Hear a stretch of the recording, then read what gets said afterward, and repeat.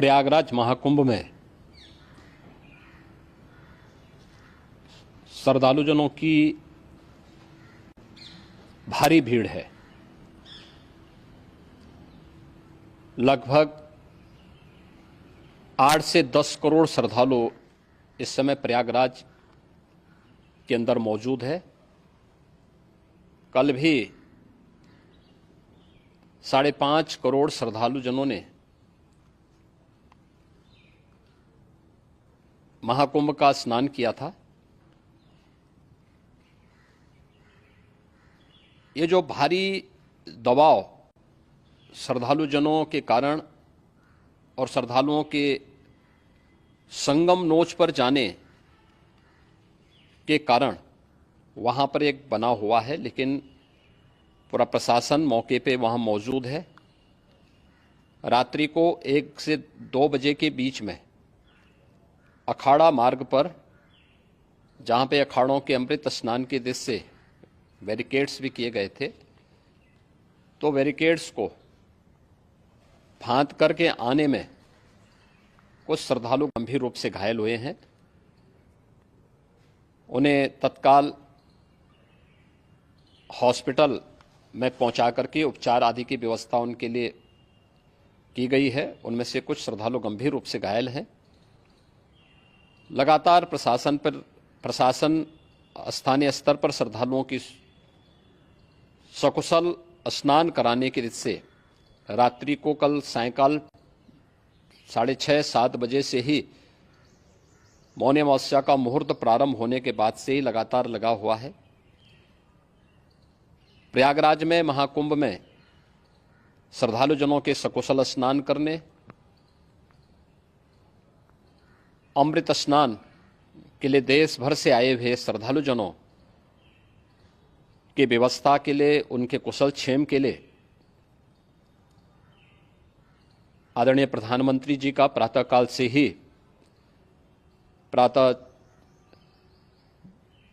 से ही उनके लगभग 4 बार प्रधानमंत्री जी ने हालचाल लिया है। माननीय गृह मंत्री जी ने,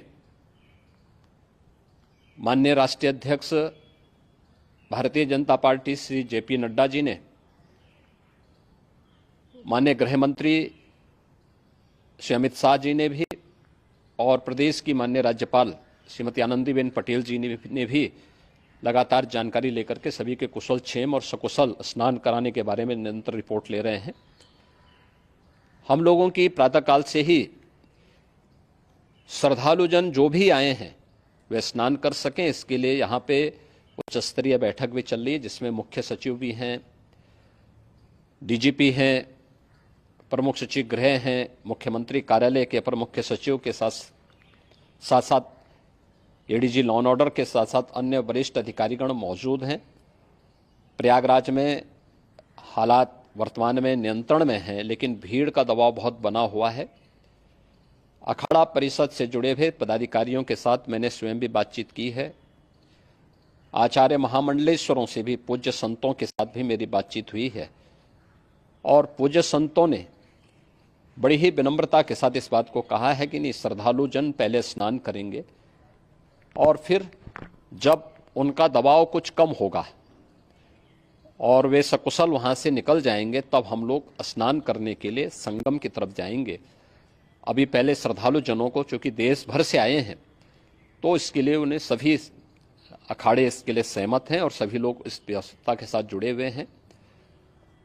लगातार इस दिशा में हम लोगों का प्रयास है कि जो अब तक प्रातःकाल से ही आपने देखा होगा, कल मैंने बताया कि कल लगभग 5.5 करोड़ श्रद्धालु कल महाकुंभ का स्नान किए हैं, और आज प्रातःकाल तक लगभग 8:30 बजे तक 3 करोड़ से अधिक श्रद्धालु स्नान कर चुके हैं, और ये लगातार जारी है। लेकिन संगम नोच पर, अखाड़ा मार्ग पर,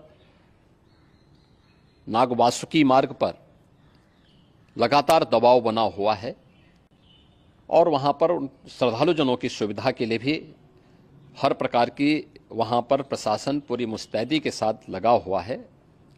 और इसीलिए मेरी अपील है पूरे प्रदेशवासियों से, पूरे देशवासियों से और सभी श्रद्धालुओं से भी, सभी पूज्य संतों से भी कि अफवाह पर कोई ध्यान न दें, संयम से काम लें। ये सब आयोजन सभी लोगों का है।